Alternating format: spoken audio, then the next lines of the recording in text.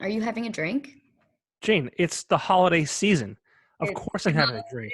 season. I have, and in fact, I have a Shiner holiday cheer. Oh, is that a local? No, but it is distributed by our friends at LT Verastro.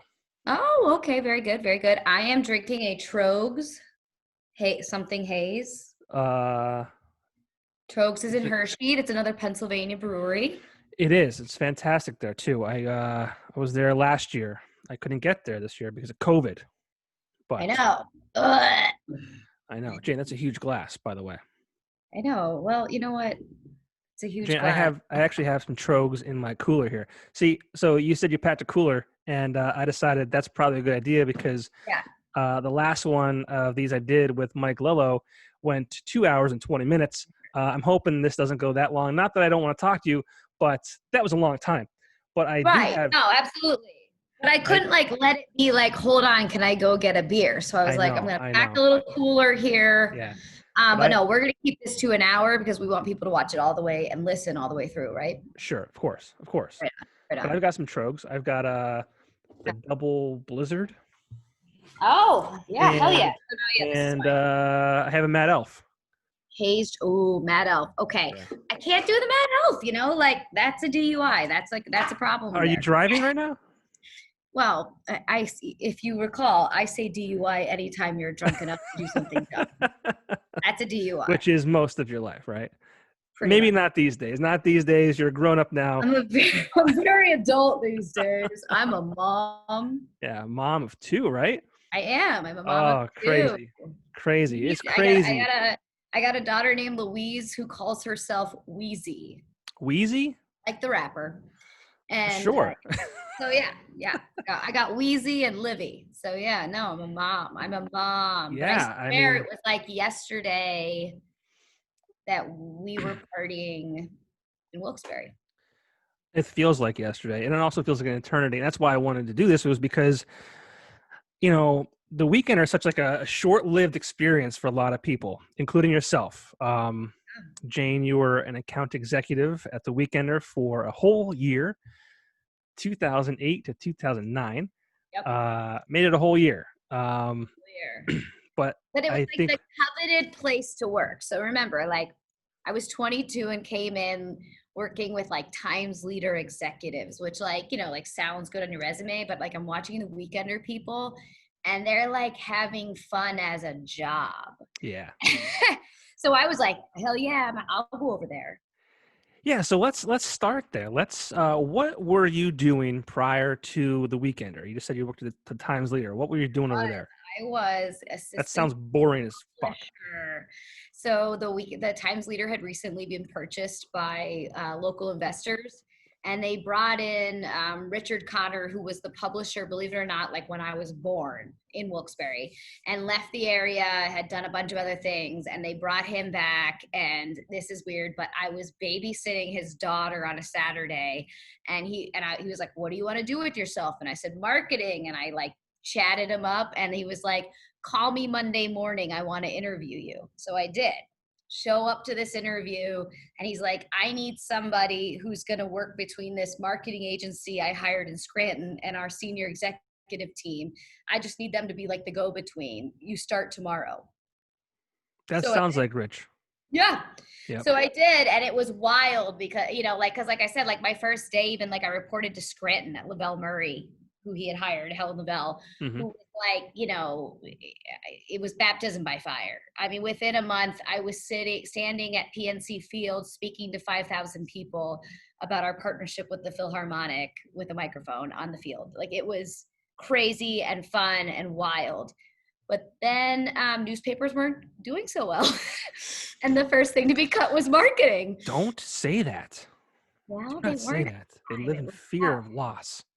They always live in fear of loss, but it was like, so, I think Rich had these grand ideas. A lot of money was spent. The return was tough. And so marketing was the thing that was cut back. And they, I think they would have liked me to do advertising with the Times Leader. But like I said, there was this opening over at the Weekender, and Rachel Pugh was on the senior executive team. And I had already been on the cover of a Weekender. I don't know if you recall that, but I was on the cover of the Wednesday, the day before Thanksgiving.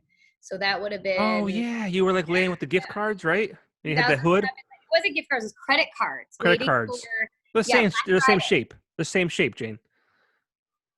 Wrong card, Johnny. But anyway, yeah, credit cards, like very excited, like, And the hat with the fur around it, right?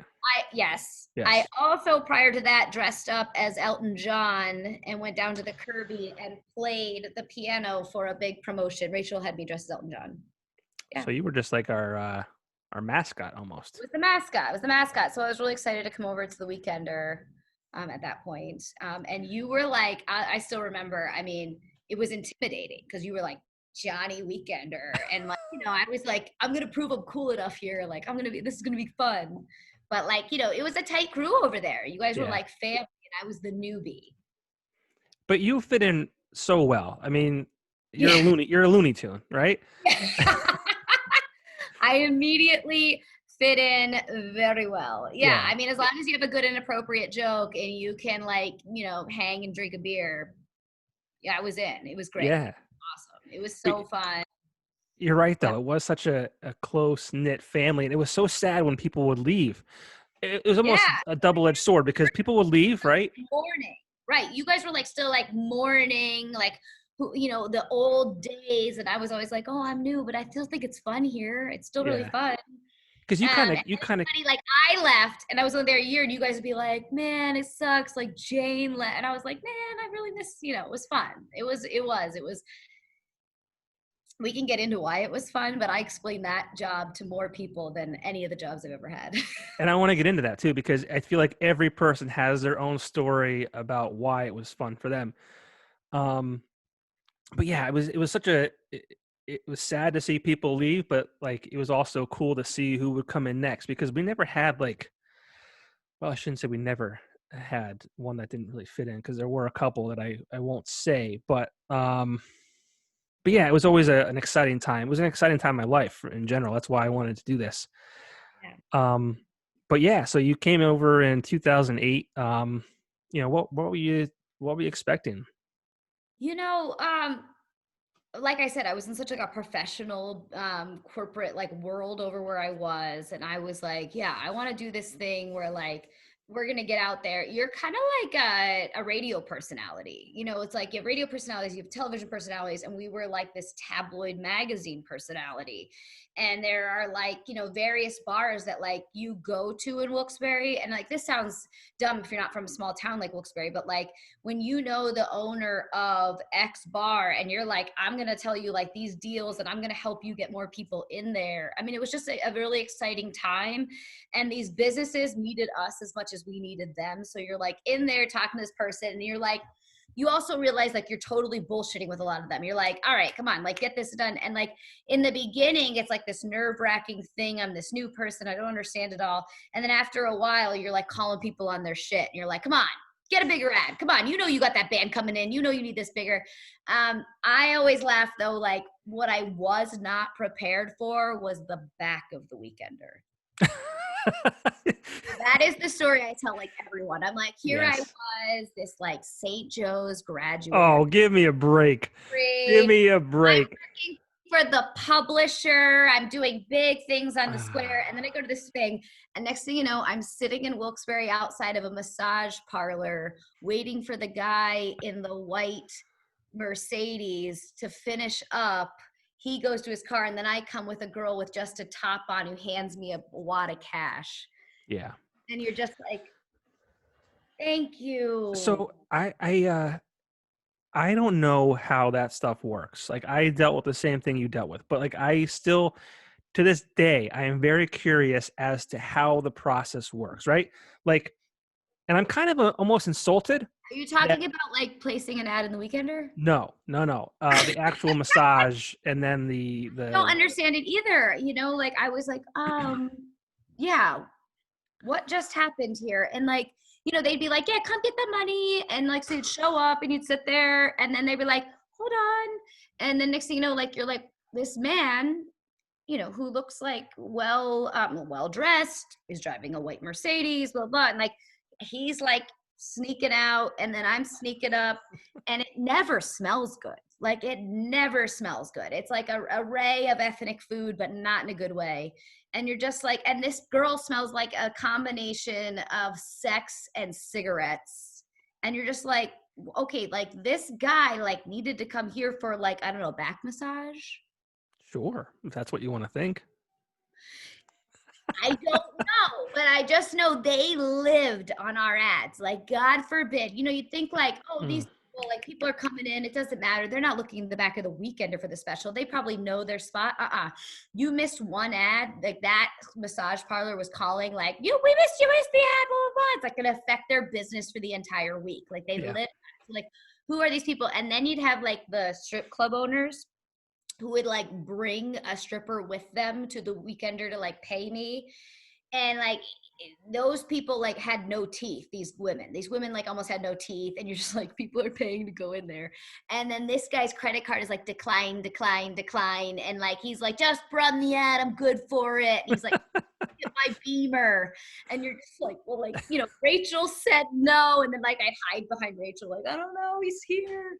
You're just like, all right, yeah, this is what's happening right now. Yeah. But I want to know how like the process of the massage. Like, I want to know, I've never been in one. And I don't know, like, okay, if you're getting a massage, like, is there like a word that you use that says you want more? Do you just pay extra? Go ahead and say like these places, you're getting more. That's what I'm saying. But I'm also kind of offended that like I was never like offered. Like, I dealt with a lot of them, and I thought, hey, this good-looking guy, I don't want to toot my own horn because I don't think that of myself, but like, compared to them, come on in, the water's fine. Compared to them, like, I'm in a suit and I have a tie on, like, and now it's never like offered.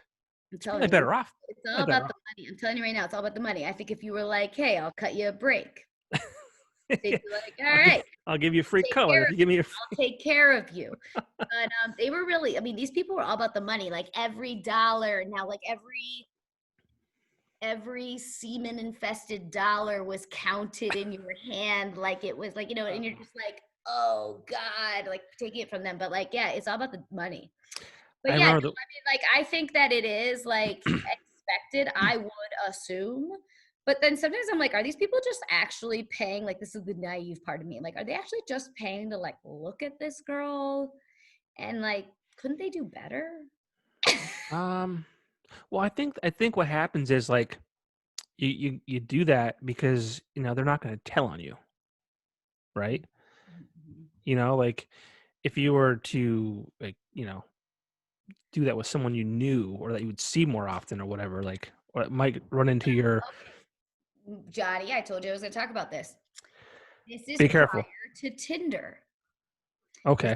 Prior to Tinder and Hinge and all of these other places where you could easily get access to whatever you want. Right.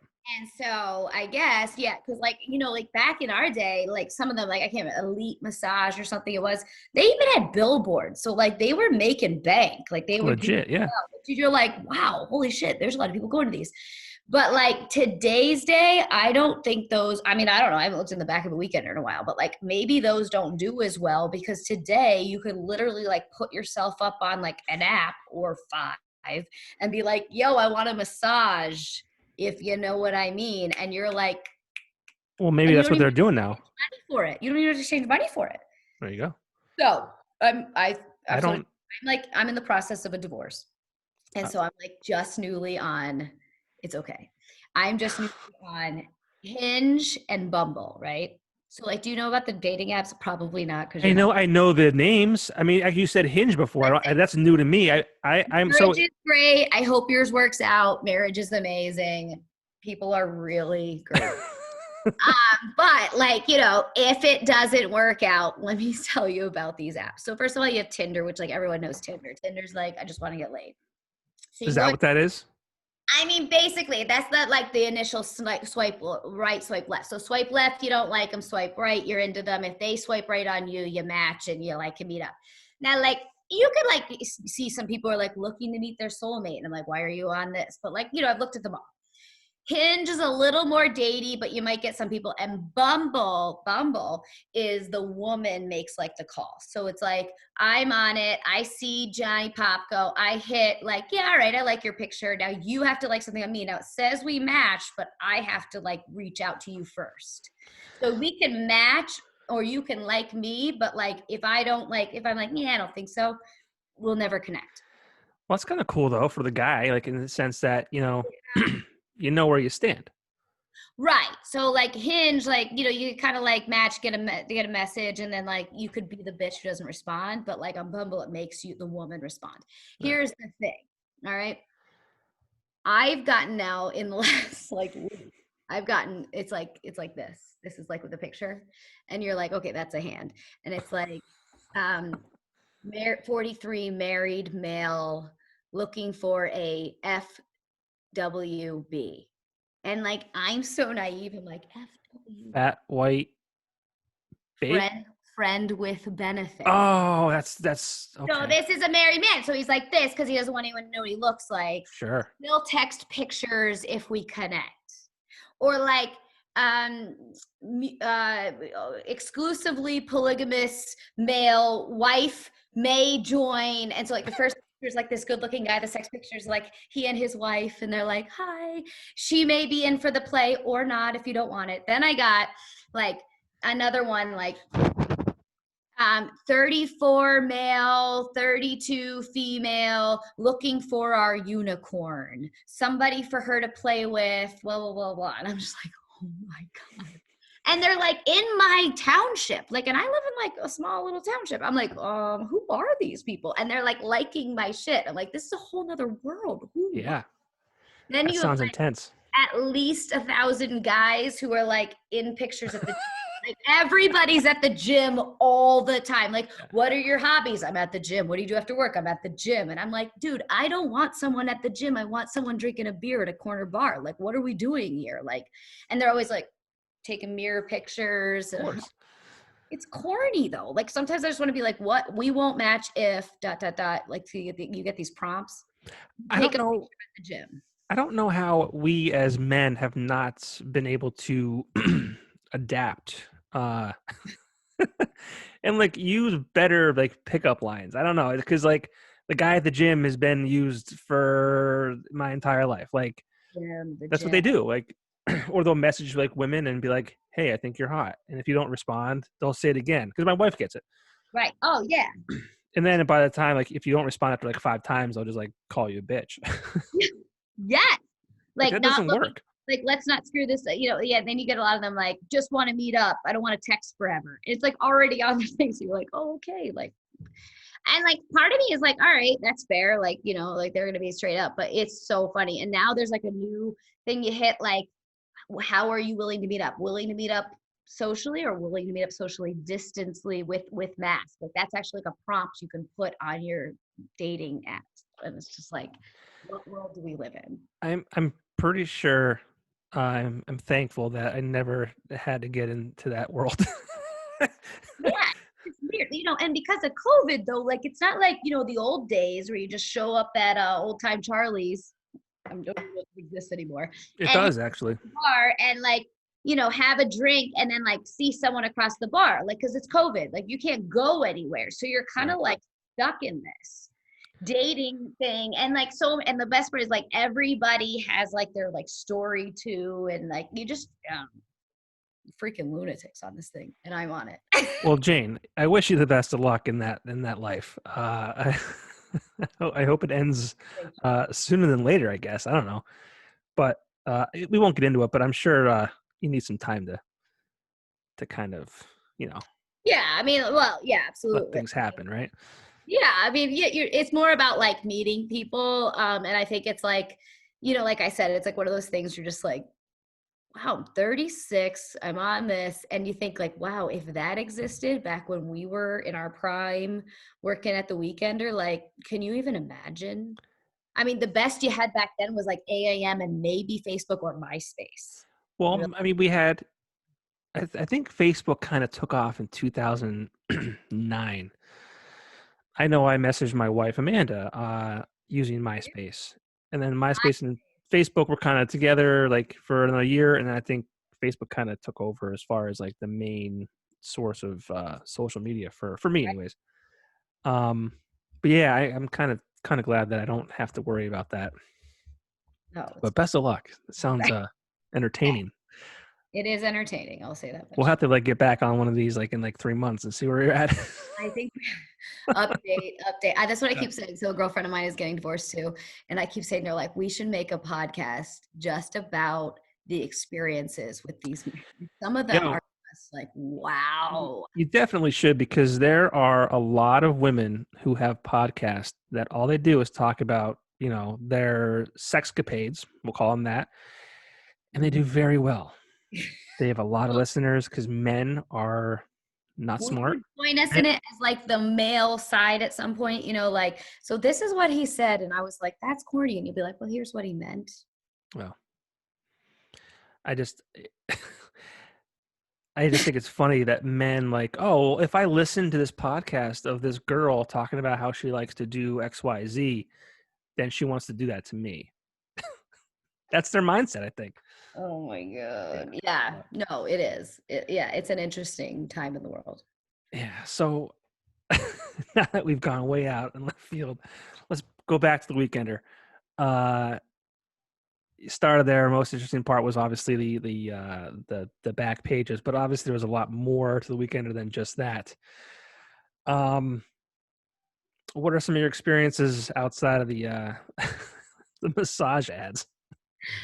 We had a lot of good times. I mean, well, the massage ads were like such a big experience. Like putting the boring parts, I suppose, are like the sitting and like, it sounds boring, but like putting the ads together and all that, or like the crazy Tuesday nights up to whatever time and getting a text like, this ad isn't in, where is it, blah, blah, blah. And like, this is back in the day, like when not Bluetooth, Blackberries were like just becoming a thing. So like if you had a Blackberry, you were like, oh my God, I might be able to actually like do a little bit of work from home. Otherwise, you were like glued to your computer until like midnight sometimes. Like, oh, the ad didn't come in yet for Spurs. And like, how are we gonna know if they did, if they're doing line dancing this week? And like what the drink special is. So like, you were like so like glued to your desk over it, but like, we were all glued to our desks over it, and you were always trying to do different things. And it was fun and like crazy at times. And then there were like, when you had the promotions, I remember one, I wish if you could remember where it was, like we had a limo, and like my now brother-in-law, for whatever reason, like my date on it. Like he wasn't my date, but like I think he was dating my sister, and I was like, Josh, come with me on this thing. The Weekender got a limo. Where did we go? Like we went to a casino.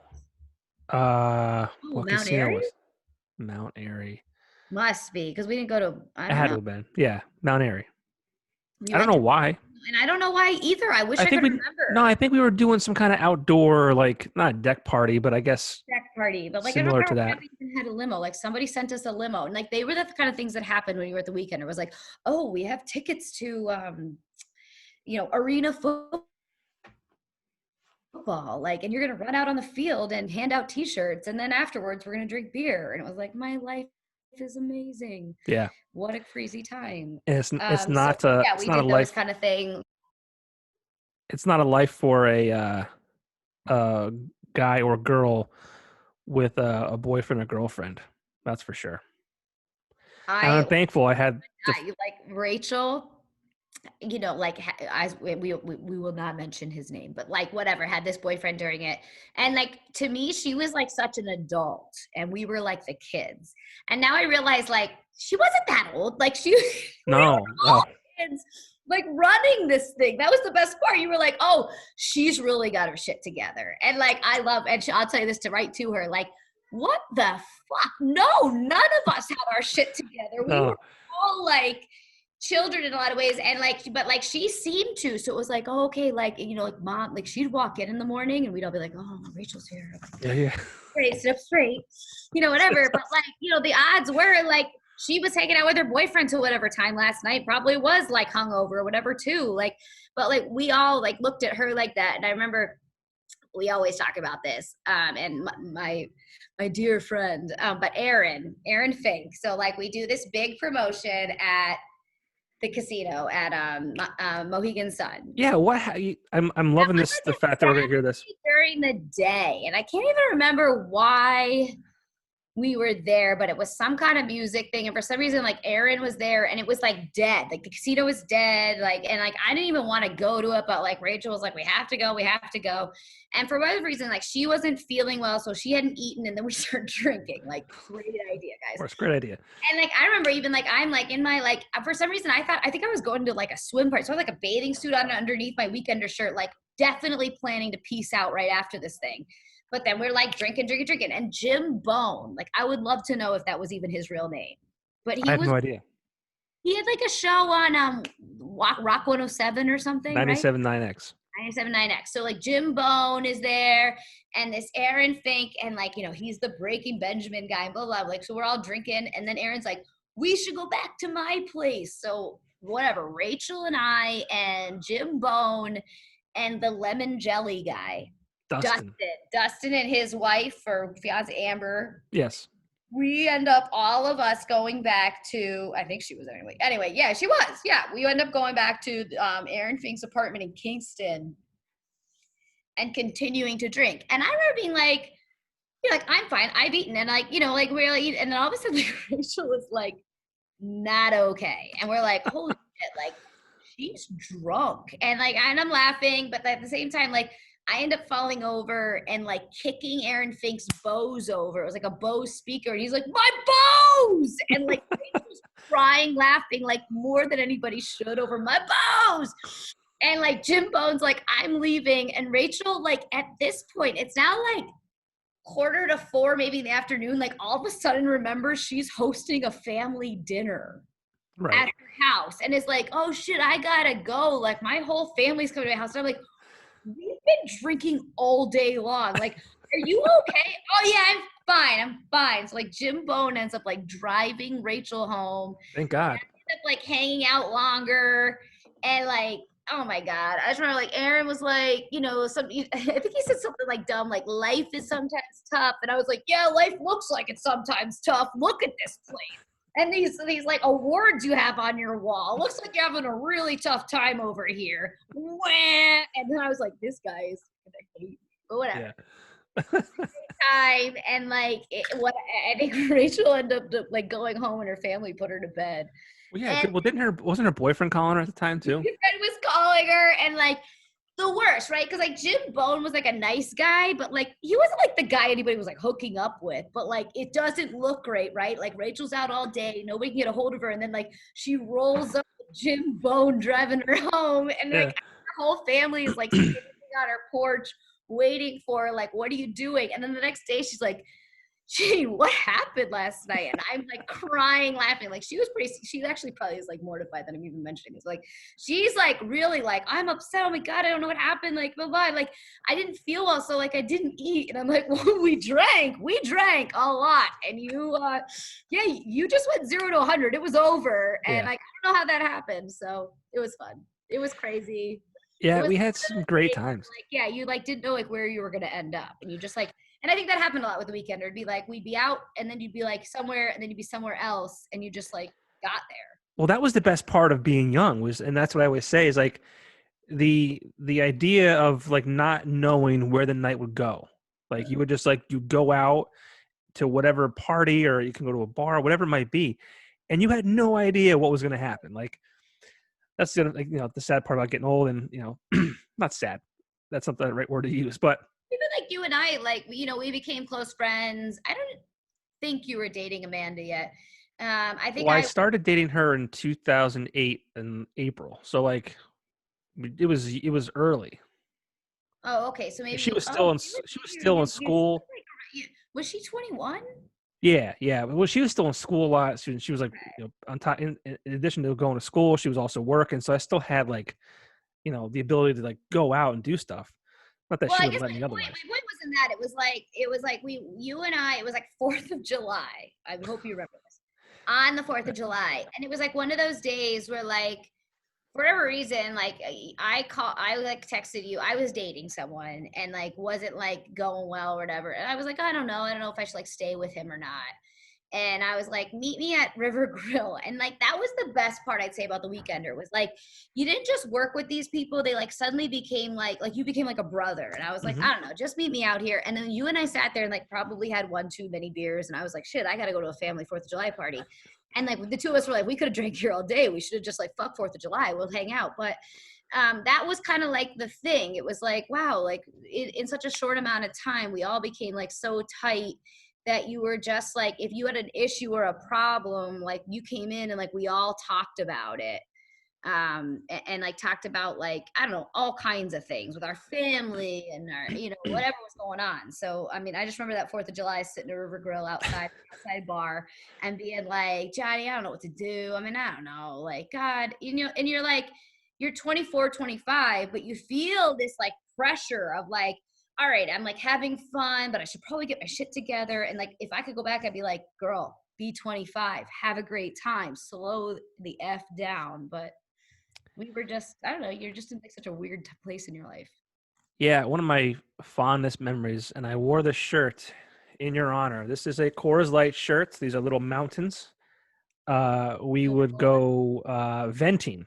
So Coors Light came out with these new cans. They were vented cans that would help the alcohol flow out of the can better. And we would take the Coors Lights and go to the softball field where some of our coworkers were playing softball, and we would sit there and drink. We were definitely not playing softball. No, not at that point. Nope. Really, we would sit there and we'd vent about like work or anything, like anything. Yeah, you're right. Venting. Yeah, it was perfect because we would be drinking these vented cans while you're venting your and beer. yeah, it was lovely. It was great. God, what was that bar we used to go to that was like by your place in Wilkes-Barre? Liam's. Liam's. We went there after the Reader's Choice Party again with Aaron Fink. Oh my God. Yes. I have pictures of that. Yes. We were shot. But it was, that was a great little bar. Was that still there? No. When did it close? I forget. You guys were like pretty like regulars there. Well, yeah, I lived right a block away, so it was convenient. We would, like, it was like I always say that my wife and I started dating at a perfect time because she just turned 21. I was an immature 25-year-old, so we were just partying. I wasn't ready to slow down. She was just starting, and we get go to the bar, have. I remember, like, Johnny, I love you, but I remember like meeting your wife and being like, wow, he's dating up. I mean, like, I'm sorry, but this is like this hot, tall, blonde who's also going to be a pharmacist. And I was like, damn. I remember saying it to you. I was like, and like then like also cool, like could like hang. Yeah. And like I remember thinking like, don't fuck this up. Like, well, I tell to this day, I was like, there's gonna be a day where she figures out that I'm where I am and she's gonna be where she's gonna be, and she'll eventually leave me. And I was okay with that. I'm like, all right, I'm gonna enjoy this while while the thing is though, and like like a serious note, you have been her biggest fan though. And I know she like, like that means so much more than anything else. So like, yeah, you guys have been such a great match, but you married up. Always remember that. Nice guys finish first. What can I say? Next time I'm hoping to find a nice guy. I wish you had mentioned that back in 2008. Maybe I would be getting divorced. I'm sure I said it because you probably wrote it in my face that I was with a girl way too hot for me. I was like, you know what? Being nice has its perks, I guess. But I was also Johnny Weekender, it was a big deal, Big deal. Tell me about like, did you have like a lot of people, like a lot of girls like Johnny Weekender when you'd go out? Like, cause I feel like that's how it was. Like, did that feel like that to you? No, never. You're so full of shit right now. I swear to God. I never. Who coined you Johnny Weekender? Well, Jane, had you listened to my podcast with Leslie, you would have known the story. How dare you? The lead singer of Lesson One, actually, Jay, he started saying it. He said, "Hey, Johnny Weekender, what's up?" And it stuck. Everyone started calling me that. I mean, I don't want to speak on behalf of anyone or whatever. How I kind of was the face of that product. I think, me and Rachel, especially, like we were We were there for a long time, each of us. Like you're a perfect example, and not that there's anything wrong with that, but you were there for a year. Leslie was there for, I think we talked about, it was 9 months. Really? People use that product as a stepping stone to get to the next, thing on their career path. And I didn't want to do that. I wanted to make that my career. And if I had my way, I'd still be there to this day, and we'd still have the fun times. Or I'd be mentoring, kids that were in their 20s, and I'd be the old guy and say, like, I remember when I was doing this and yada, yada, yada. But, Rachel and I were there for a long time. I was there for, How many including my years? internship, 9 years. How many years was Rachel there? I don't know when she started. She I know started she as left. a leader, I think. Yeah, I want to.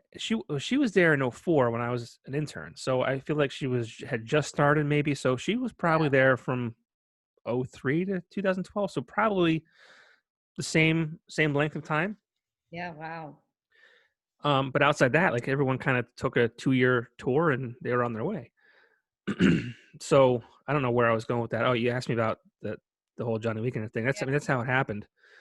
I mean, I got to the point where people thought I owned the thing, which was kind of neat, but Well, would have been great.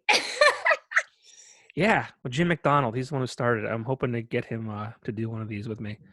Oh, that's right. Because I have no idea. I mean, I know, my internship and maybe a year prior to that, just from stories I was told.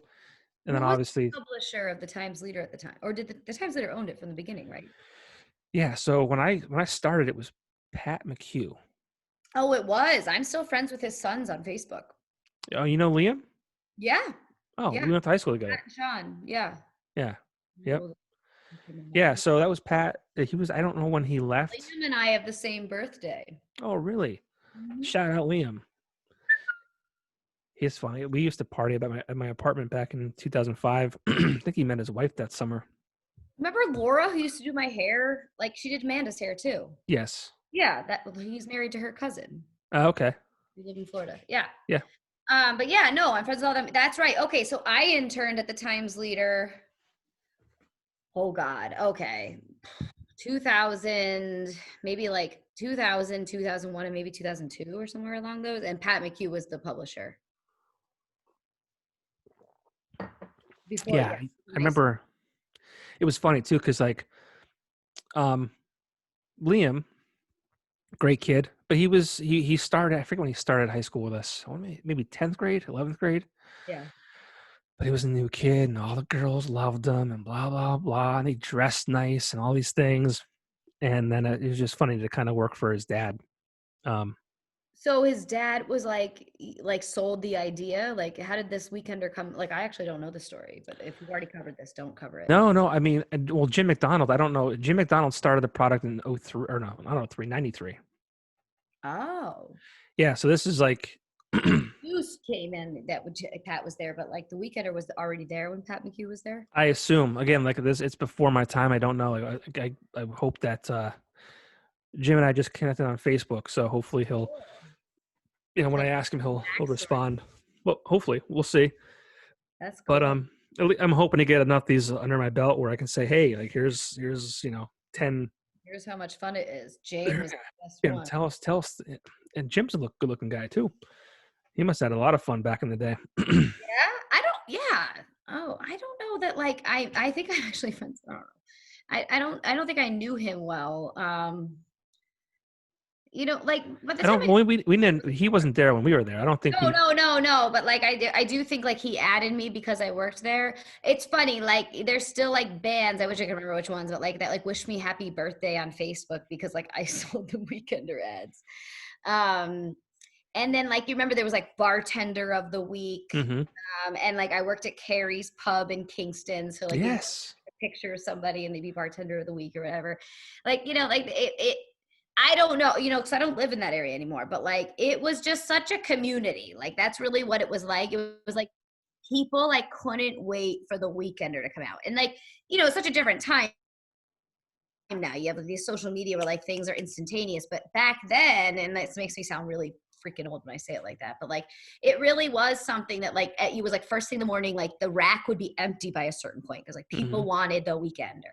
And I think that was what was so special about being like, when you open it up and having your face right on it, you know what I mean? Like, it was just like a special thing to be part of this publication that was like so coveted. And there was like it's so stupid. The Citizen's Voice had like their version, Electric City or whatever. Yeah, Electric City, It was Diamond like City. shit. It was terrible. Like it was like a pathetic attempt at trying, but you still looked at it like, all right, but it's still competition. So let's make sure we do this better. And like we did every time. It was an incredible experience. Yeah, I mean, I think competition is very healthy, and it was always good to be part of the winning team, I guess you could say. And then those videos we did, I just talked to Mike Lello the other day, and we talked about how we were kind of ahead of our time for those because yes, it was like 2000. I mean, it was 2008 when you were there. I think we started them in maybe 2007 even, and it was just like this shitty video on a camera that we had, and like camera, not even like you didn't have an iPhone back then, right? We walked around the square even and did certain things. Like we did like trick photography things at times. We had fun with that. And you're right. And like it's sometimes sad to me that they don't live somewhere on the web. They do. Well, some of them, no, I still haven't been able to find like some of them are on YouTube. Oh. Some are on YouTube. Oh, the link. Yes. Add that to this podcast. I'll throw it in the links below.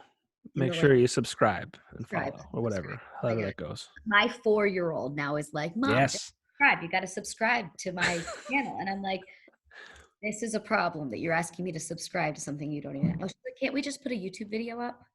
You could just ask for it. And like, she'll grab my remote and hit the Siri button. And she's like, play Michael Jackson Beat It on YouTube. And the TV plays it. And I'm just like, this is a totally different world.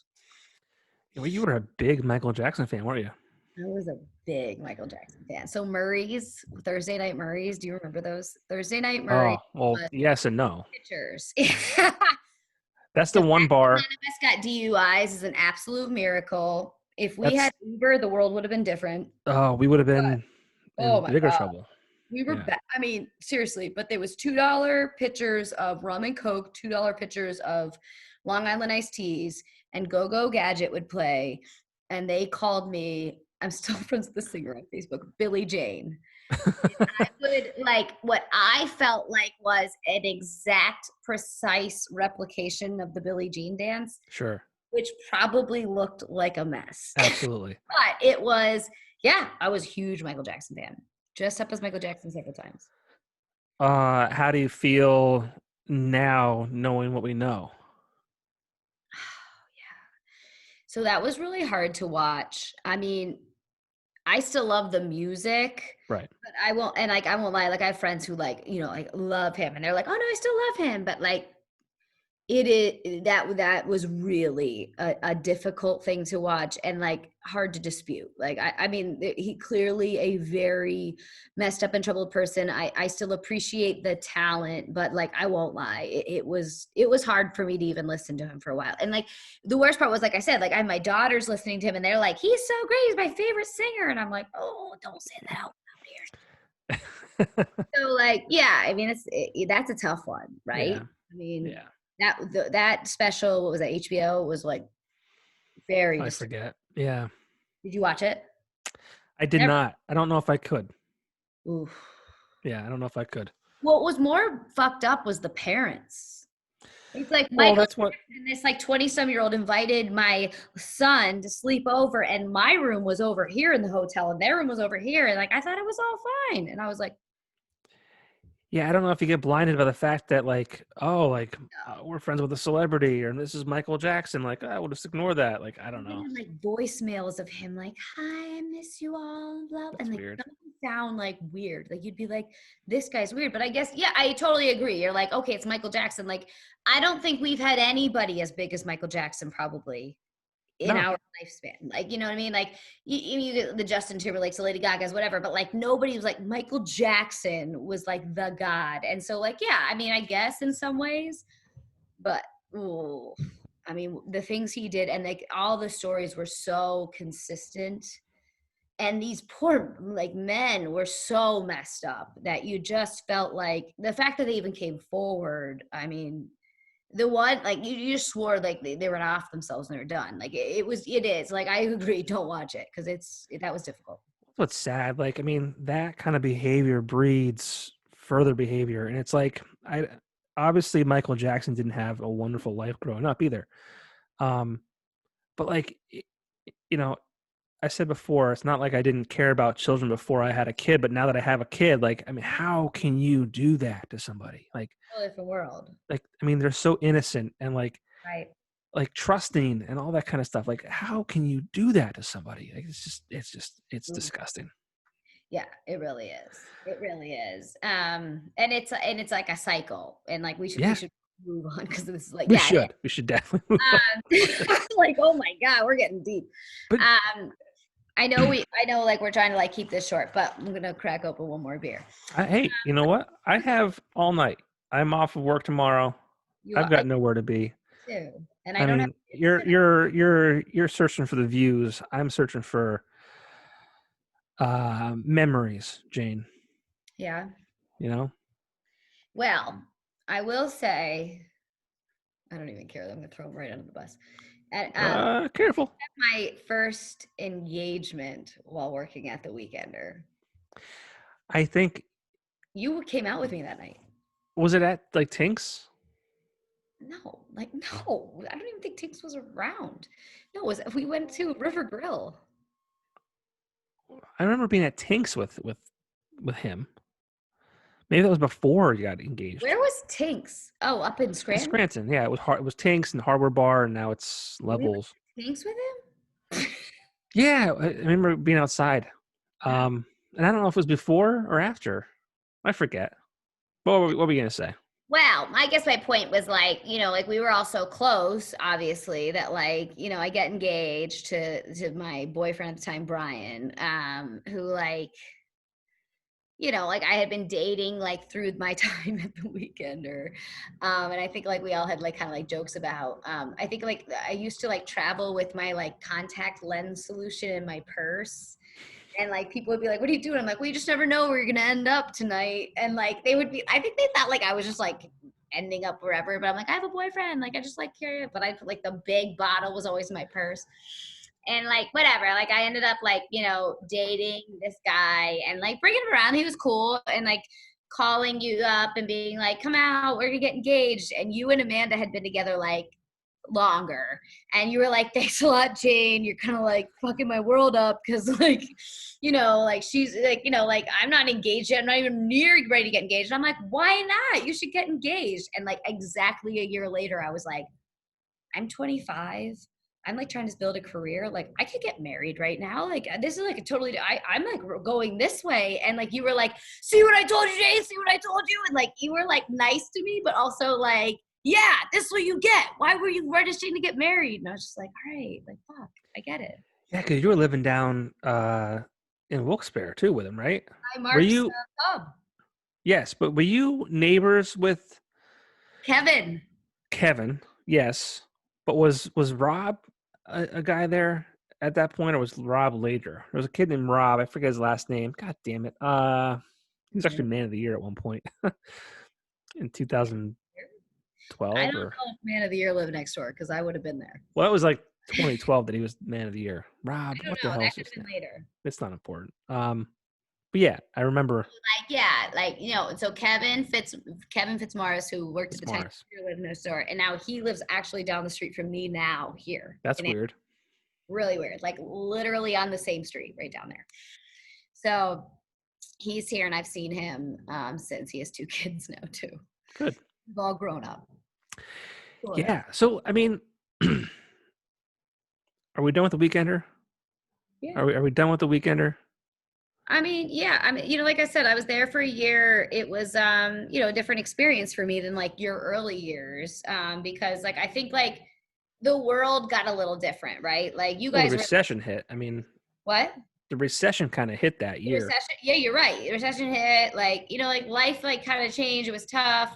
And like like I said, like I ended up getting a call and taking off to another job. And yeah, like life just like got all over the place. But yeah, what are we moving on to? Well, that, I mean, like you went from like, you know, going to a bar middle of the day, hanging out with Aaron Fink from Breaking Benjamin, my bows, and then you decided like, oh, I want to be like this like figure. I don't even know what you were doing. But like you were like this fracker. I was a fracker. Frack on, mother frackers. Yeah. I was on like drilling sites. Like I was literally like in a hard hat, like taking people out on well sites. Yeah. Yeah, I moved into natural gas. I was up in like Bradford County, northern tier, up in northern Pennsylvania, like, and like hardcore job, like you know, it was an hour and a half away. So I was living in Wilkes-Barre, drive an hour and a half each way. Well, real quick, were you still with Brian at the time or no? Yes. Okay. I was with Brian for a good year. We got engaged the day I was offered the job. Oh wow. Like within that week. I was offered the job the day Michael Jackson died, ironically. Oh wow. Well, I feel like you went from like one extreme to the next. So I did. So like I went up there, had that job for a full year, and like came home, and believe it or not, like, you know, like was with Leadership Wilkes-Barre. We like wanted to build like a band shell by the river, like by the river, on the river. Yeah. How do they call that? River Commons. River Commons. And like Aaron Fink was a donor of it, because like we had all like partied together, and I was like, Aaron, can you like support this thing? And went home that night and was just like, yeah, I can't do this. Like my career was like going, and you know, like we were just like disagreeing on like very you know, basic things that like people should agree on before they get married. And so it wasn't like this huge fight or anything. It was like kind of like he was like, yeah, I can see where we're like differing in certain things. And like, so like, yeah, I moved to Kingston like for maybe a month and a half, 2 months, and then moved up to Bradford County, like middle of nowhere. I walked into my first like bar there, and they were like, oh wow, you have all your teeth, you must not be from here. I am now. And I was like, oh yeah, okay, God, yeah. So yeah, moved up there, did rig tours, frac tours, production tours, working with you know what's funny, totally different group, but like not far from the Weekender, because like now I'm with cowboys from Texas. Okay, yeah. Who are like buying drinks at bars and like staying out all night, and like, you know, making like tons of money. Making tons of, like, people are like, yeah, money. And so like it was like a different world. It was like Weekender if we were all loaded. Right. You know, like it was like, oh my God, this is crazy. Yeah. So it was like so much fun, craziness. I caught off my engagement. I actually dated a cowboy who rode bulls on the weekends. Like would be like, I'm flying to Oklahoma for like a bull riding. Oh, like, I thought you meant you. Okay, I'm sorry. and me. And yeah, so like he'd be like, so like I gotta go home, like ma'am, like call me ma'am, and blah blah, and like wear a cowboy hat, and like blah blah, and like yeah, I'm like gonna go home ride bulls this weekend, and like made money doing that. So like totally different world, and like crazy and wild. But yeah, so now I am in like something. Well, that was for how long?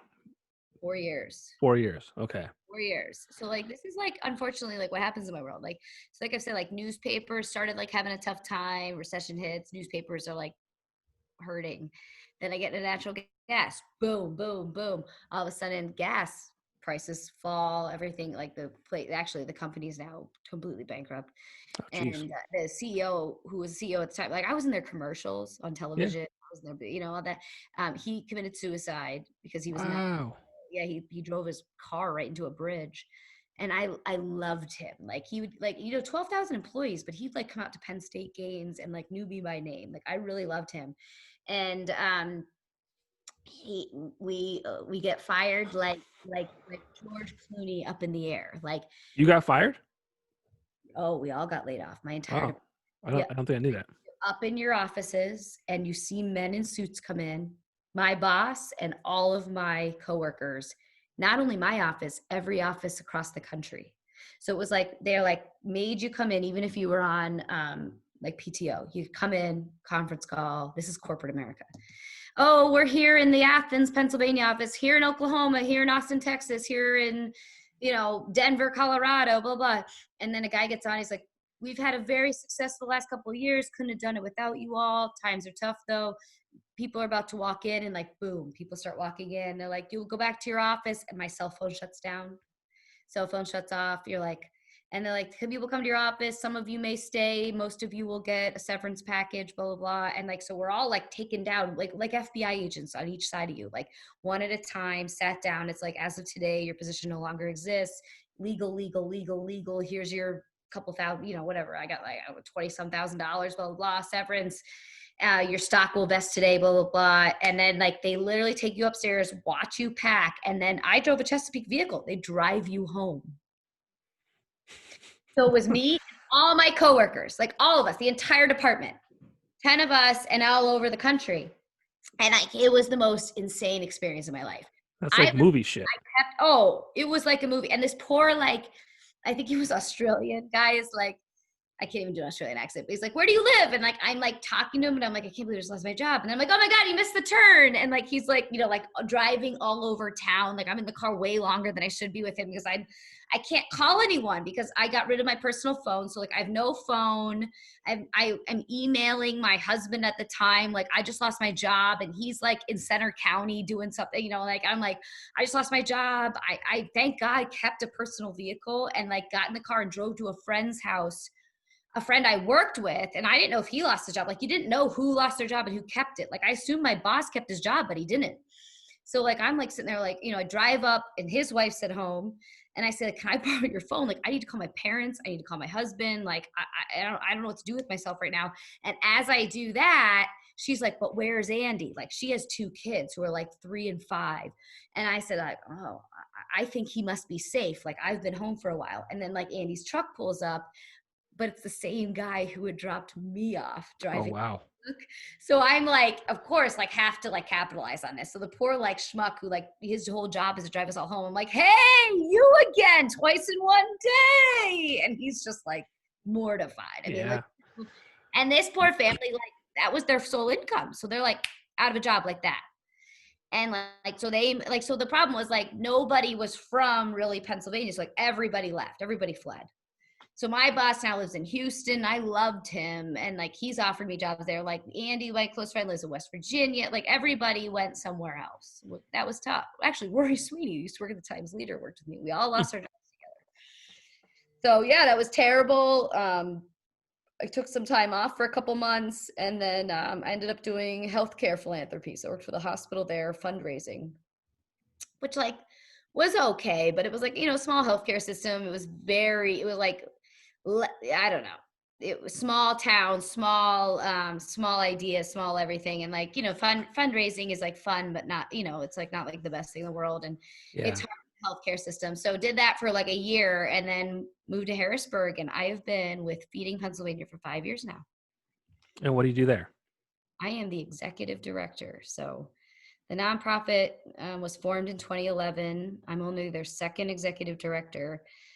And I'm proud because I was the only employee when I started, and we were about a $250,000 budget, and we have 8 people now, and we are well over $10 million a year now. So wow. I've built this thing over the last 5 years with the help of amazing people and the food banks in Pennsylvania. And so it's very rewarding, but it's funny. I still sometimes explain to people like, you know, I have a 25-year-old who works for me and she'll be like, I don't know, this feels a little administrative. And I'm like, oh, when I was your age, I was going to a massage parlor, taking cash from my Asian woman. You shut the fuck up and shut up and take the money. And like, you're going to the governor's residence for a cocktail party tonight. Like, get your shit together. You'll be fine. Like, it's like that. It's true though. Like, you know, but like all of those experiences led me to where I am today, right? You like built a tough shell to like deal with the people, the bar owners. Oh my God. Andy, Partash, Andy, if you are around, Andy would give me so much shit. And his brother, Mike, the 2 of them were, and like, you know, like back in the day, like I'd be like, oh, like all upset, whatever. But like, thank God those people like shape me to now, like somebody calls me or a legislator calls and I'm like, let's not fuck around, people. There's people who are hungry. cut this tape. Let's get them the food they need. This isn't political, but like Andy, those people shaped me on this. So it's like, it's wild, but like it is. And I often tell her, like, you have no idea what a hard job is. It's like in is it Happy Gilmore? Oh, my fingers hurt. Well, what's that? What's that? Your back's gonna hurt now because you just pulled landscaping duty. Shut the fuck up. Mm-hmm. Well, that's awesome. Yeah. So I mean, I'm privileged to get to do the work I do.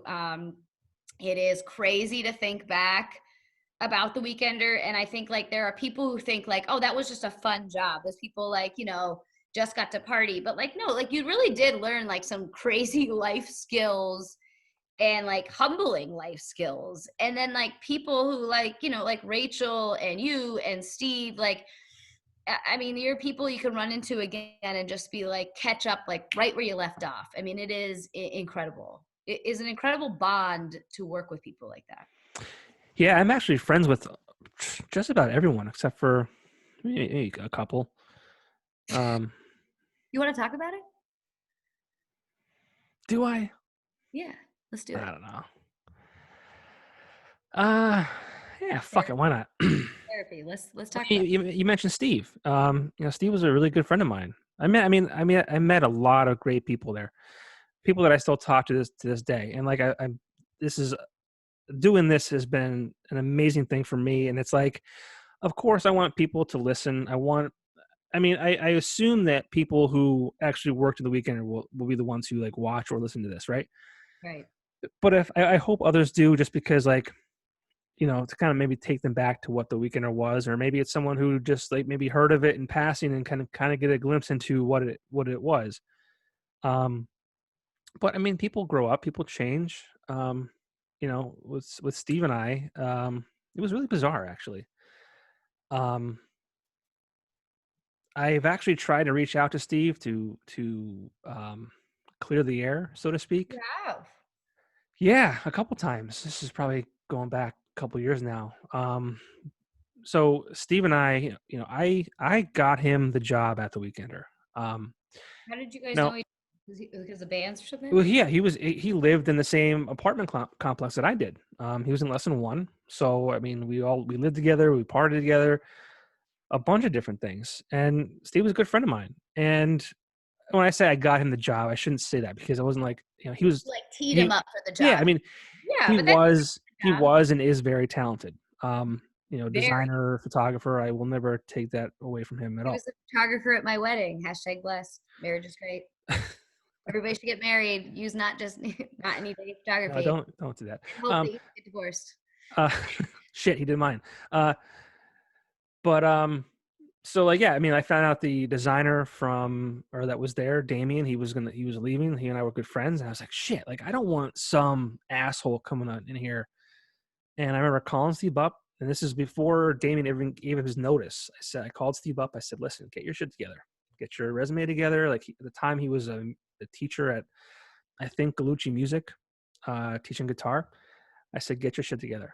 And, he came in for a couple interviews, got the job, and I was thrilled. I mean, it was a good friend of mine, a buddy. Right. And that was 2006.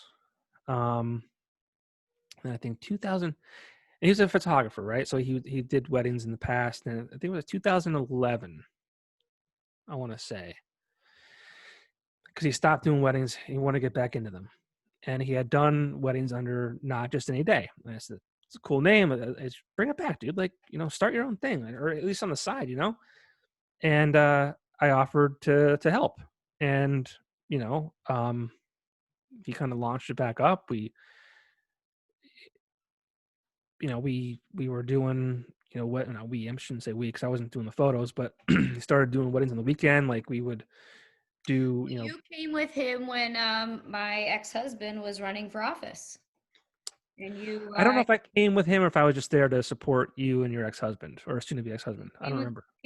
Steve had you there as like working with him. Okay. So that would have been like 2013, 14. Was he 2013 because I had just left. Bullshitting me? I'm not joking. But it was. No. It was like 13, 14, somewhere in there. Like we got married in 13, and it was definitely after I got married. It was And 13. it was like, Johnny's working with me. Like, I mean, whatever. You were there to like be his sidekick. Yeah. So, I mean, like I did a lot of work for him. Like, not only did like we meet every week to discuss like strategies and social media campaigns, and like we were doing, wedding expos on the weekends at, Oh you my know, God. That sounds awful, but it yes. was, and the at the end of the day, and I ran a photo booth for him at Wilkes University. I did a photo booth for him at Tom DePietro, who's owner of DePietro Pharmacy, in Scranton at Posh or whatever the hell it's called, I think it's Posh. 3 years of work, and let me tell you how much I got paid.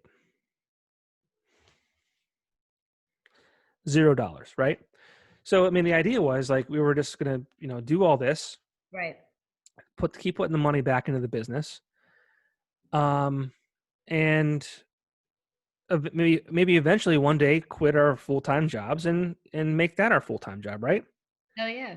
And I kind of saw the What writing was, on the oh, wall. he was at Mets, Yeah, he right? was at Mets. Right.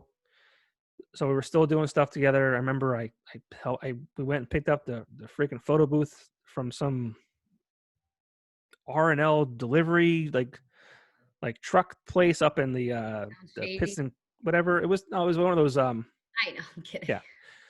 But no, so I did a lot of work, a lot of work over 3 years, and made $0. To the point where it got to the point where he quit his full-time job at Mets, Mhm.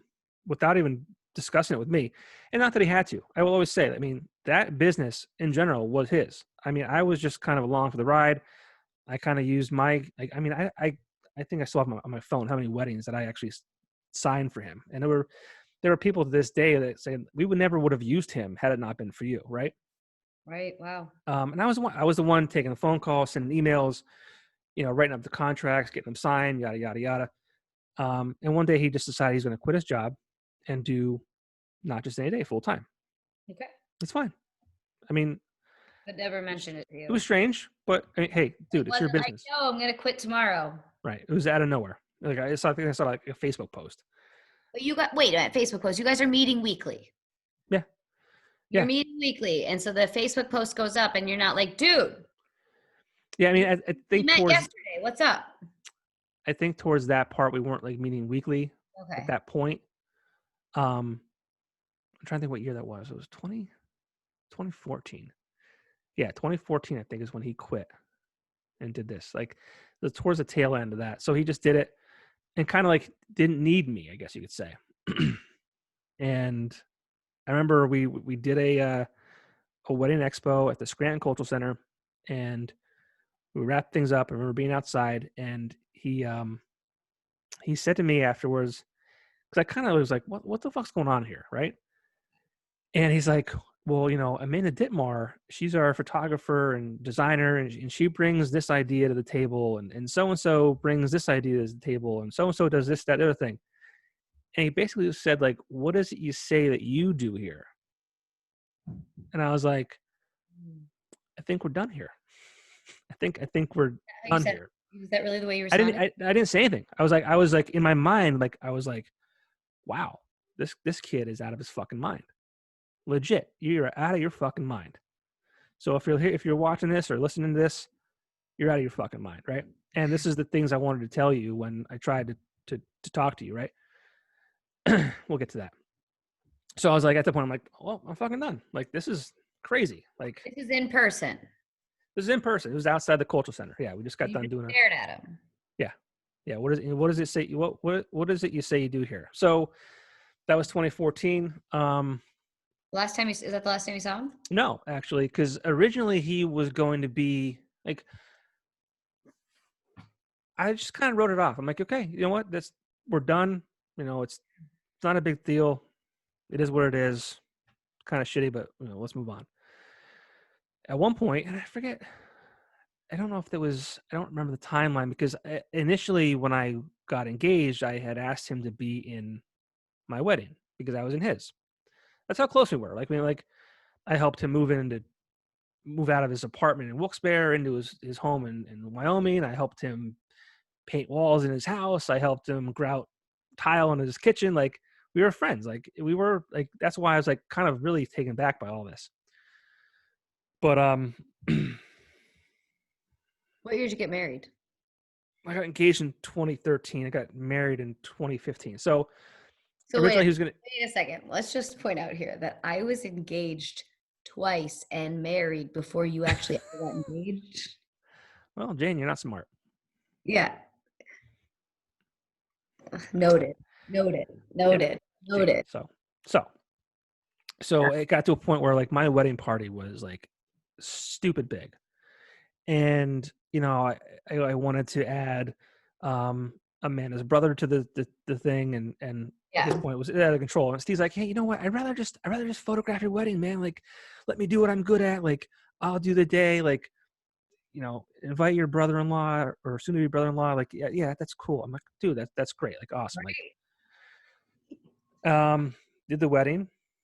I asked for a quote from him, and the initial quote was he was out of his fucking mind. Like full boat. Like, here's the price for this wedding. And I'm like, bro, first of all, I haven't been paid for 3 years from you, and I'm not paying this. Like, so I said, like, you can take this away, take that away, like, but I want this and this. Like, this is important. And that's when he's like, oh, if I do it myself, like, it'll be cheaper than me having to pay somebody else. So, okay. So that also did it. I'll do it. Yeah. That also how that kind of it worked out too. So he did the wedding, paid him for that, and that was kind of it. I felt like at that moment, like, okay, well, you got what you wanted. I kind of got what I wanted. I still paid you for it, but whatever. And so this kind of just sat with me for a long time, probably a couple years, probably 3 years, and to the point where I had texted him and was like, hey, man, actually, I was at King's College.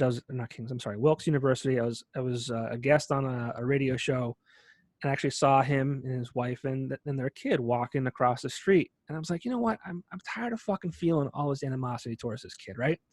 We used to be really great friends, and maybe I painted a picture in my mind that's not how he sees it, right? So I shot him a text. I said, hey, man, I saw you and your wife and your kid walking through the campus. I have all this animosity. Did he see? You think he saw? No. Oh. I was in a building. I didn't see him at all, or he didn't see me rather. But I said, hey, I saw you guys. I would love to get together. Like, I have a lot of animosity, and I don't want to feel this way. What do you say we get together? He's like, oh, hey, buddy. Like, yeah, I've never had any animosity towards you. And I'm thinking, well, why the fuck should you? Like, I didn't fuck you over. I didn't waste your time for 3 fucking years and not pay you a fucking dime. Yeah. Now, why the fuck would you have any animosity towards me? But yeah, let's grab a coffee, blah, blah, blah. I said, yeah, let me know. I would love to. Picks a date, right? He picked the date. Pick the date. Pick the location. Dunkin' Donuts, Wilkes-Barre. Right. Oh, he loved Dunkin' Donuts and the flatbreads. I used to go with him. All right, this makes sense. Dunkin' Donuts, Wilkes-Barre, let's do it. Yeah. So, great. The day before, supposed to meet, or the day of, rather, I forget, it was the day before, day of. Hey, you still good for the day? You know what? I'm not really feeling that well. Blah, blah, blah. Can we reschedule? Yeah, sure, man. I'm available. You let me know. Okay, cool. I'll get back to you this weekend. Weekend goes by. No response from Steve. Whatever. So months go by. And I remember texting him again saying, hey, buddy, that coffee's getting cold. You're such an asshole. Yeah. So, whatever. Coffee's getting cold. And he goes, well, good thing there's microwaves. Ha ha. Like, let's meet up this day. Okay. Cool. Let's do it. Day before, day of comes. I touch base. Hey, we still good? Hey, man, blah, blah, blah. I mean, you know what? I'm fucking done. I'm done. Like, you right back? I've tried. I don't remember if I said anything back. I'm like, okay, let me know. Oh, so you weren't like, I'm done to him? No, not to him. I said, okay, man. Yeah, let me know. No worries. In my mind, I'm like, I'm fucking done. Like, right. I've tried twice. Obviously, like, there's a couple of things happening here. You don't care enough to meet with me because you fucked up. Or B, you're just a really fucking asshole and you don't fucking like me. That's fine too. Jesus. I hope that's not the case. I don't I really care. I don't care at this point. Like it I know. sucks because like I will have dreams about like him and I having an altercation, whether it's like verbally or whatever, like maybe Right. airing our grievances. It is Festivus, right? So but no, it's a shame. It's a real Yeah. shame. It is a shame because you two sat right next to each other and Mhm. we're such like a and like I guess like maybe we like tiptoed around that and I think we did in the beginning of this. Like you guys were such a like tight fort next to each other and like you guys were kind of like the glue and like it was like cool, it was like like I felt like kind of like privileged to be like the third in that, which like sounds really kinky.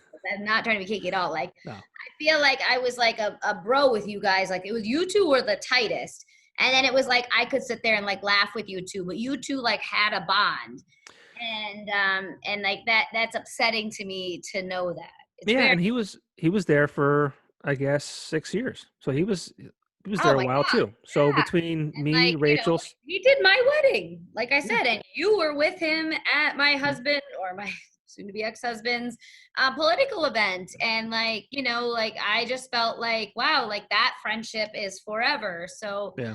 I mean, Steve, if you're out there, the microwave is not working. Brew a new No, pot.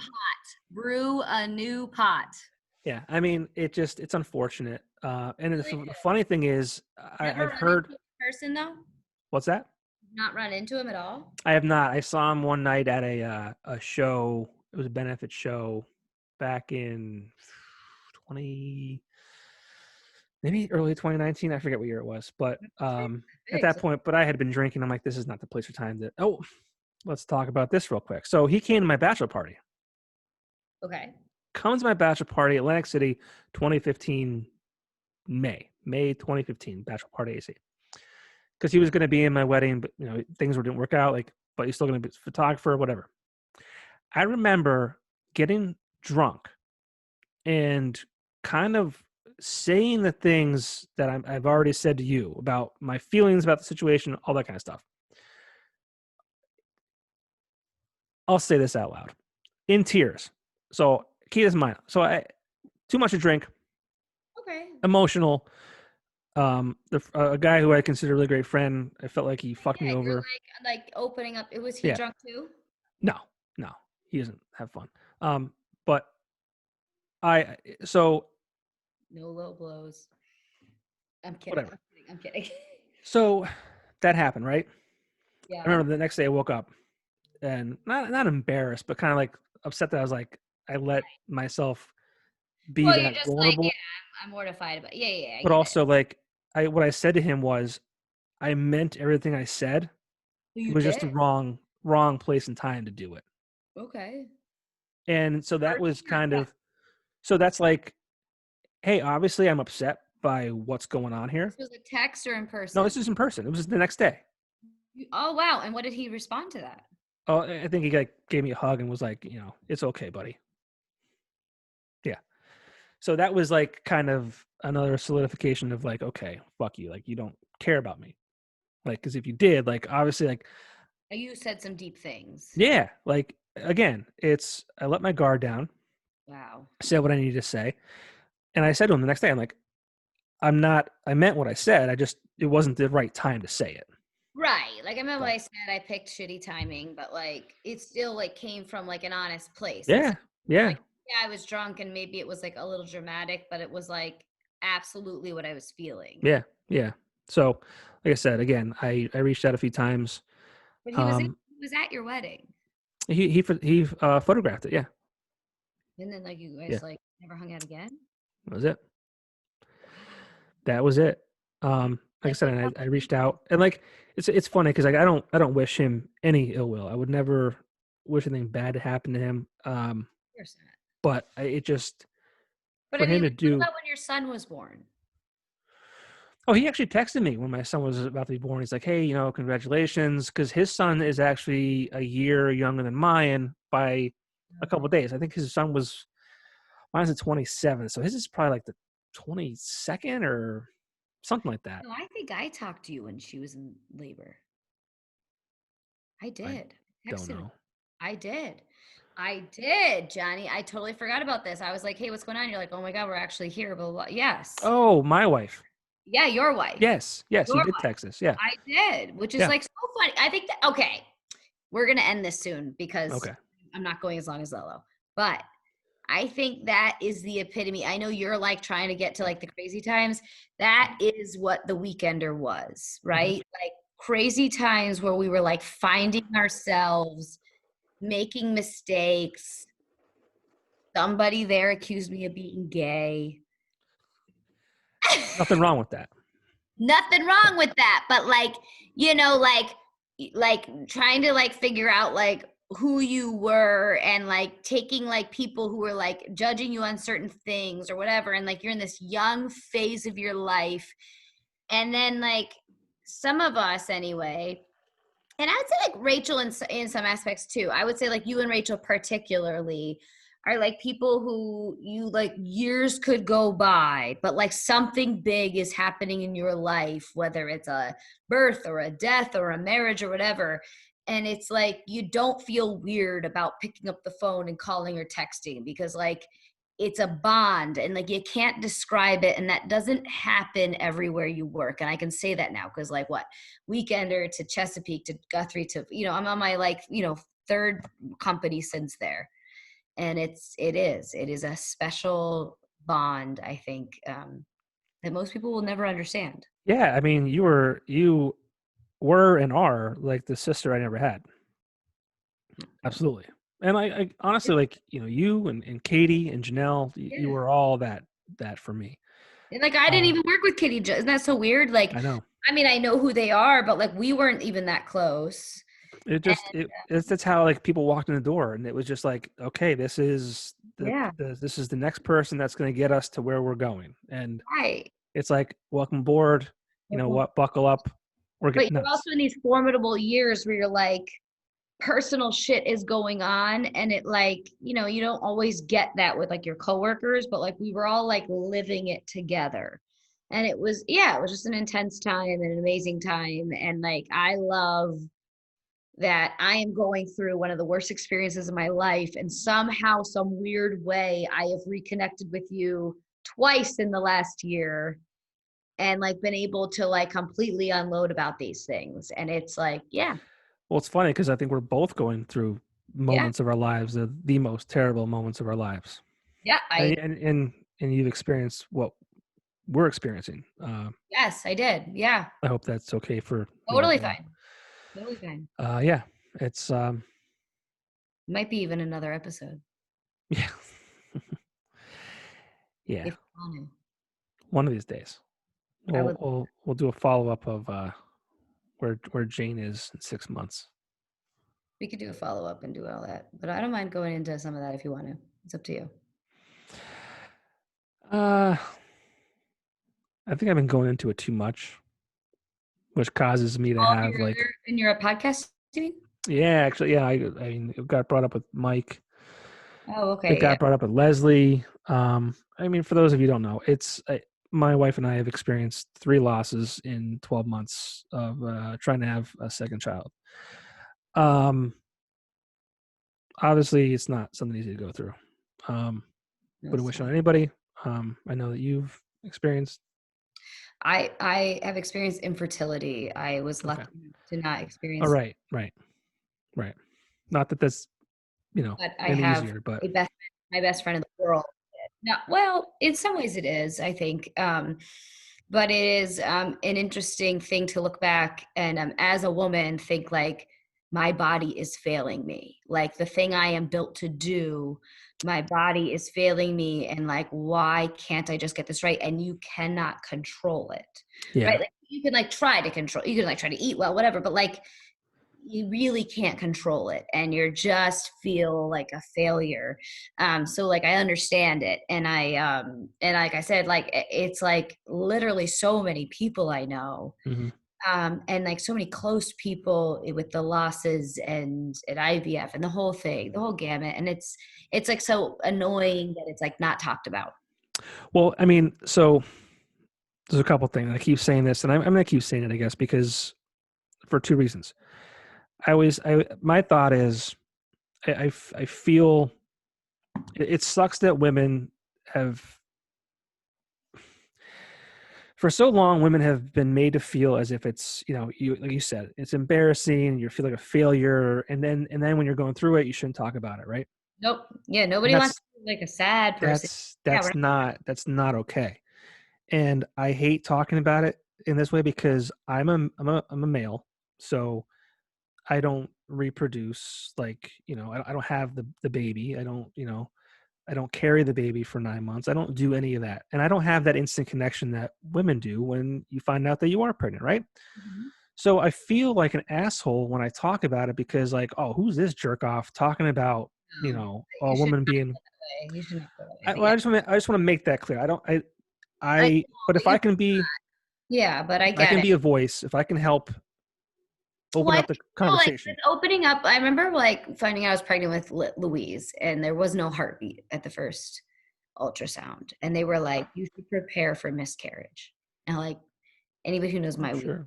he's a little shit, but like you get there and you're like all excited as like no heartbeat, an empty, deflated sac, like looks like this. And they were just like, and I was like leaving for Ireland for my 30th birthday present was a trip to Ireland. And they're like, get ready, you might not carry all the way.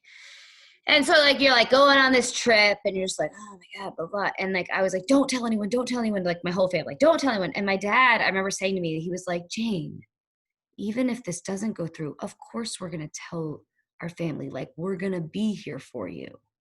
Like, and there is this weird thing, like, don't tell anyone till you're 11 weeks, don't tell anyone till you're 12 weeks, like, because God forbid you lose the baby and then you got to talk about it. Why wouldn't we? Like when Yeah. somebody dies in your family, of course you talk about it. Yeah. Like this is a death and it is part of you. And like a friend of mine said, who's lost 5, said like, I remember each one. I remember the day they were born and I remember the day they should have been born. And like as a woman, you would, as a mother and as a father, you would. And like it's okay to say like I'm pregnant and I'm scared. And like, yeah, maybe you don't tell like the world on social media, so you take it Right. back, but don't be afraid to share it with people who like will also mourn it with you if that happens. Yeah. And I remember like that was like so eye-opening to me. Like, yeah, who am I hiding this from? Because like I'm certainly not going to be okay if this doesn't go well. Right. So it's a lot. Well, yeah. Maybe you and I didn't talk about this most recent one, because you had texted me about your situation, Yeah. I believe, right when I bought the new house, and she was pregnant at the time. Mhm. And I remember I wanted to like tell you, 'cause I don't know if you asked or if you Oh, were I like, was. Yeah, because you had mentioned that you guys were going through things and you were yeah, worried. prior to that, and you're like, hey, how things going, blah blah. And like in the inside, like I knew, and I was like, I'm like, nah, not yet, right? Right. And yeah, we went. So we had 2 appointments where we saw the heartbeat. This is what made the third one even harder than the first 2, was because then we went to the third appointment, and this the time to hear the heartbeat, and there was nothing. Um, and it's just for me. I mean, this one crushed both of us. This one was hard for me, and to see your wife, like that again is something you don't ever want to do. No. And when I talk about these things, it's because I want women to, we won't move forward if we don't talk about it, right? Yeah. So if it takes me and if it takes you and just people knowing that, hey, this happens and it's okay to talk about it. And it's okay to be broken for a little while. Yeah. I mean, I think that's what it is. Like people expect you to just be like, oh, well, it was only 9 weeks. It was only Right. 9 weeks. It was only. Well, like, it was only like all of my hope and love and wishes for this future thing. Like that's not only something. And like it is like such a, yeah. it is, and it's not, I mean, it is for a female, obviously, like we feel down, but like it is part of you. And like I also think like you have to give yourself some credit and some slack of like you lose too. Yeah. And It's it's stressful on a marriage. and that's, thankfully my wife and I communicate, and I hope that's enough, because I always think about that. You never know, both, and it's both parties. Are we both doing enough to be open to each other and get through this together? And I mean, I'd be lying if I said I wasn't concerned if I was there enough. And you know, it's such a fucking weird thing, and like it just sucks because like we bought this new house, and it's bigger than what we had, and it was with the hope that we would be able to fill it. And and then now I see our son playing, and Mm-hmm. you just want to I just want him to have somebody, Yeah. for when we're gone, 'cause we're not going to live forever. Yeah. And I just want that for him, you know Yeah. so it's yeah. So yeah, life's crazy. Life is not what you're told it would be. No, it's not. And it's, Uh, but it's, yeah, no, I mean, it makes you who you are, though. You know. makes you who you are. And I think that our experiences give us the tools we need, and how we process those experiences is so critical. And not to like get even more deep, but like I think you processed a lot considering what you went through with your father, which gave you certain tools to be the husband you are today, because I you hope were so. like quickly be such an incredible support to your mother and your siblings. And yeah. And one thing I say, and I've had, back and forth with my relationship with, God and faith and things like that, Yeah, me too. because of, what I've gone through, specifically with my father being gone. Yeah. One thing I've said, and one of my best friends, I think you may know him, Chris Abbott. Yeah. I went to Yeah. high school with him. Yeah. So Chris's dad passed away 8 months before mine did. Wow. And one thing I've told him, and anyone listening, take this for what it's worth, but, you know, if you believe in God, maybe God did that to you, and maybe he did it to us because he knew that we could handle it.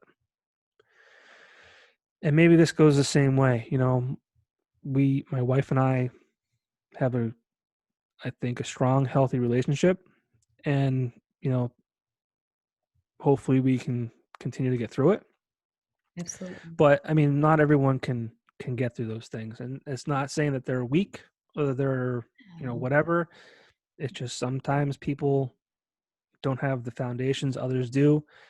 And again, that's not anything negative. It's just what happens with life, and people No, break, and like maybe they go down a wrong we're path. gonna I don't talk know. about, like this is a whole nother podcast that like when you're done with the Weekender thing, like I'd love to do on like relationships and therapy and why it's so important to have your foundation so secure before you get involved with somebody else. And I do think you and Amanda have that, and you have had that. Like you know who you are, you know what you want. You are like very dedicated to her and your family and where you are. And like I have learned so much in this last 2 years of the shitstorm I've been in. And I'm not like blaming him or me or whatever, but like I am doing some like intense work that I'd love to talk to you about another time, that is like mind blowing, over like looking at situations in your life and processing them in the healthiest way. And like it, yeah, I mean, we're all like, figuring this out as we go. But as long as you can have a healthy outlook and like a healthy communication with your wife, and I'll never forget, and like I don't know, you can cut this out if you need to, but when you were telling me that you guys were going through some of these things, and you said, my biggest fear is I'm afraid of losing my wife again and watching her crumble to almost nothing. And I think that is what people don't understand. It's like you see them smiling, you see them her handing you your prescription, but you don't see her when she sits on the couch watching a show and not really watching it because she's just sitting there with her own sadness and guilt and all of that, and there's nothing you can say in a lot of ways, and you are hurting too, but you just like aren't like feeling it to the degree because it's not like your body, but you're still hurting too, and like you want to be there, but it's almost like there's nothing you can say too. There's not. Nothing you can say, and it's almost annoying if you try to say it. I hate to say it, like we can make kind of jokes out of this, but like I'm sure if you even tried, it's like shut up, like whatever, which is hard. So like as the spouse, and I think even as a woman, I listen to you, and my ex-husband actually went through this with his first wife, infertility, terrible infertility. And it is like something like as a woman, you have to say like, I'm sad and whatever, but like, I also can't lose myself in that because I'm still a woman. I'm still a mom. I'm still she is a mom, and you're still a badass, and like whatever these things are, and you're do the best you can, but at some point it is sometimes like, at what point do I lose myself if I keep putting myself through this? Right. And it is like a hard line to run on. It is. I just hope for the best. It is a really hard line to go. You will have the best. I have the best. I do. You do. I am beyond blessed. What's that? Santa coming? Oh yeah, this is a fun year because I mean you have two kids who are a little older than Lincoln is, and he understands what Santa Claus is. So it's like you talk about him. He's like, is this guy for real? Like, is he gonna bring presents? Like, yeah. Oh my God. So yeah, buddy, I'm gonna call him if you fuck up. You do the elf on the shelf? No, I don't want to do that. I don't want to do it. I know. I stupidly was like, this is the year I'm getting divorced. I should be a super mom. No. Because every night, now thank God my phone goes like, move the elf. Yeah, I don't. It's like literally barely light out. And they're like, where's Ellie? Jane, here's the thing. Here's the problem with being a parent. Like, you see all these things happen. Like, for instance, I remember before he was even born, it was maybe the year before, or like when she was pregnant with him, you see 5 million fucking trunk or treats for Halloween. And I'm like, you know what? We had one fucking night, and if it fucking rained, tough shit. If it fucking snowed, tough shit. You're going out, you have one night, right? Yeah. These fucking kids are fucking trick-or-treating at these trunk or treats for fucking 3 weeks. Now you sound like an old fart. You realize that. But seriously, it's like, this is too much, right? I'm like, my kid's never doing that, right? But you can't not do it. Now all his fucking friends are doing it. Yeah, you gotta do it. Well, yeah. Oh my God. Always, like Mark and I would be like, my ex-husband, I'd be like, my kid's not going to be the kid that's playing soccer on Saturdays, and then all my friends who have kids are older, like, watch your daughter suddenly take to soccer, and you're not going to join the soccer league on Saturdays. Give me a break, and you're fucked. You're totally fucked. And I don't want to do. Your weekend's fucked. Your nights are fucked. Your whole life is around them. Well, that's what you sign up for, right? But like this fucking elf on the shelf, I don't want to do it. But I'm worried that I'm going to have to because these other fucking parents can't fucking. No, you have to. How old is he again? He'll be 3, 2 days after Christmas. Oh, yeah, you have to. Yeah, you have to. Because I have to say, Louise is going to be 5, and I just did it this year, and I could have gotten away with one more year. All right. But like, I'm like thinking to myself, like, all these kids at school, not now. The only good thing is you could be like, Ellie's watching, you better eat. That's what I'm saying. Like there are pros. Like you can use it to your advantage. But also like all my friends this year, nobody's listening this far in, but all my friends this year, several of my friends put a mask on theirs and said they were quarantined. Yeah, sure. That's smart. Smart parents. Very smart. Yeah. Because like my one friend was like, you move it every night? I'm like, well, yeah, isn't that the point? Why do they think there's like special? She's like, I don't know, my kids never asked, so I never moved it. And I was like, no. Well, hey, if you believe that, that'd be fine. But mine expect every morning. It's like, can we go look? And I'm like, yeah, sure, whatever. Shut the door. I just need another hour. Like, my God, it's like Go 5 look. in the morning. Go look. Goodbye. Yeah. Anyway, this has been so fun. Yeah. Thanks for doing this. We'll wrap things up here. Jane, I I will never shy away from the fact that the Weekender was some of the best times of my entire life. I've met people that obviously to this day I consider a friend, and thank you for your support and always taking a phone call or a text about good times and bad times. But yeah, the Weekender was definitely a special. Follow-up one. The follow-up Yeah, one is going to be a fun one. yeah. We had fun tonight. Oh my God, yeah. But I mean, It it's got going a to little heavy. It got a little heavy, but that's be, okay. no, That's I okay. like the heavy. This is, like I said, I'm doing this for selfish reasons. This is for me. I hope it's for the guests. And if people listen and they get something out of, the stuff we talked about earlier, that's great too. But yeah, I mean, the weekend was great. I met some great people. You're definitely one of them. Very grateful for my time there. Um, I'm extremely grateful for your friendship. yes, likewise. And I hope, I know you're going through some shit Oh, like now. my Lifetime movie. You definitely, your life is a Lifetime movie. Mm-hmm. And you know what? In the follow up to this, once everything's kind of the dust is settled, we can talk more about that if you want to. But We'll figure that out. I wish you the best. Thank I love you dearly as a friend, you. and I hope to talk to you again soon. Thanks, Johnny. All right. Take care. Good night.